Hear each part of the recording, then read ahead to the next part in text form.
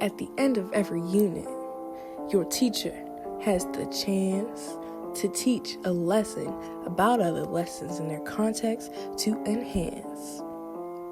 But what do you suppose our teacher has us do? He skips the lesson and makes us present a digital LEQ. LEQtion needs historical evidence, reasoning that can corroborate and advance. A complex thesis that Dr. John P. Irish would admire. Then we drop the screencast like a single that is fire. Student-created screencasts for you to like, subscribe, and share. We know you've had all the John Green and Steve Himmler you can bear. If we have the most views by 10 p.m. Eastern on the 5th day, we earn 500 bonus points, which virtually guarantees an A. Without much more fanfare or ado, we present our digital LEQ.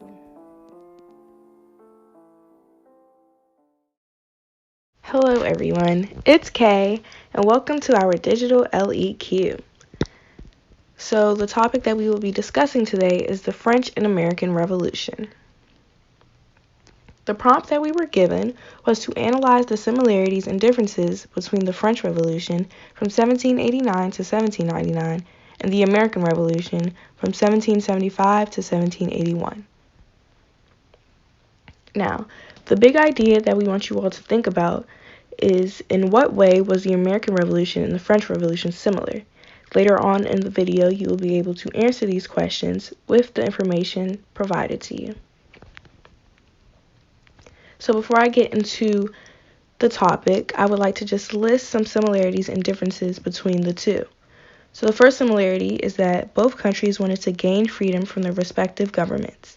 America wanted to gain freedom from unfair laws and taxes imposed by the British government, and the French wanted to abolish the French monarchy and establish a government in which the people had more power. 2, both wanted to enforce liberty and equality. And 3, both the French and the Americans revolted against their monarchs due to unfair treatment that resulted in lack of freedom and liberties. Now, their differences included the goal of the American Revolution was to gain independence from British rule, while the goal of the French Revolution was to completely change the French monarchy. 2, the American Revolution was initiated by all Americans and led by the upper class. The French Revolution, however, was initiated and led by the lower class, or the Third Estate. And 3, the cause for change was primarily a result of colonial opposition to the British in trying to control the colonies, while for the French Revolution, the cause for change was a partial result of monetary problems which led to uprisings. Now, our thesis was that the American Revolution and the French Revolution had some differences, the most prominent being that both revolutions had their differing reasons for occurring. However, both the people of France and the United States not only wanted to obtain just laws, but also believed it was best to develop a better form of government.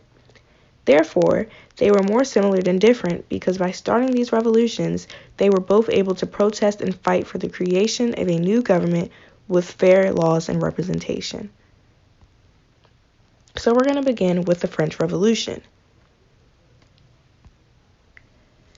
So this picture shows Jacques Louis David, who was a very well-known French painter from that time period. He was in the Third Estate, which gives him very high credibility when it comes to conveying this topic. So this painting showcases the Third Estates meeting at a tennis court in Versailles after establishing themselves as the quote-unquote National Assembly. King Louis had failed to recognize their grievances, so they swore not to separate until a constitution had been written. King Louis was unwilling to use force and ordered the First and Second Estates to join the National Assembly. This is a demonstration of the resistance of the Third Estate.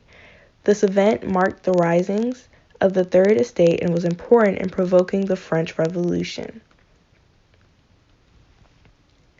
So our second historical evidence is a quote which was obtained from History.com, which is a well-known website for giving a wealth of accurate information regarding historical events.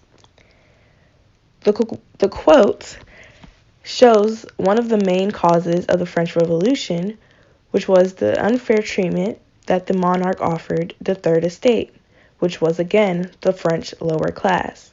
This quote shows the grievances faced by the people of France and how King Louis failed to recognize the needs of his people. The king's neglect led to the revolt of the Third Estate, which in turn resulted in the French Revolution. Now we are going to turn over to the American Revolution. So our third historical evidence, used as a primary source, shows a picture by Paul Revere, which depicts the infamous Boston Massacre, in which bloodthirsty British soldiers are shown proudly grinning as they fired shots into the peaceful crowd of helpless Bostonians. This photo was used as propaganda that spread through the resistance networks and was reprinted throughout their colonies. This ultimately generated sympathy for Boston and anger with Britain.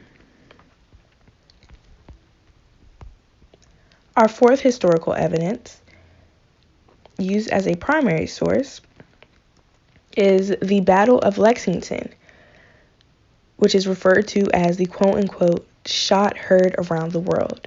It marked the beginning of the Revolutionary War for America. The battle was initiated when the British made an attempt to destroy the American store of weapons. The Americans were able to retaliate, and this became known as the Battle of Lexington and Concord. Now, our fifth historical evidence is the quote, and it accounts of the dumping of the tea, which was printed in the Boston Gazette of December 20th, 1773. So, this document is in the point of view of the American public. This quote, again, is an excerpt from the Boston Gazette and clearly depicts the feelings of the American public at that time of the Boston Tea Party. The Boston Tea Party was one of the many events that led up to the Revolutionary War. It was a way for American colonists and merchants to protest against the British. 342 chests of tea, owned by the British East India Company, were thrown into the Boston harbor to protest against the high taxes on tea. The taxation of British goods was one of the main causes of the Revolutionary War, as the colonists believed that there should be no taxes imposed without them having representation in British Parliament. So, we are back to our big ideas. Again, the question was, in what way was the American Revolution and the French Revolution similar? As an answer, they both wanted the same end goal, being that they both wanted a change in their current form of government.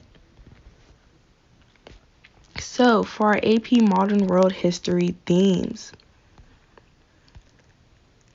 our first theme was the cultural developments and interactions, theme 2. These revolts were inspired by new Enlightenment and ideas. Now for theme 3, governance, both of the wars were initiated due to unfair treatment from monarch. Americans and the French sought to establish new forms of government. And lastly, theme 5, social interactions and organizations. In order for the French and Americans to revolt against their respective governments, they had to create organized groups such as the National Assembly. Lastly, these are our sources, and thanks for watching.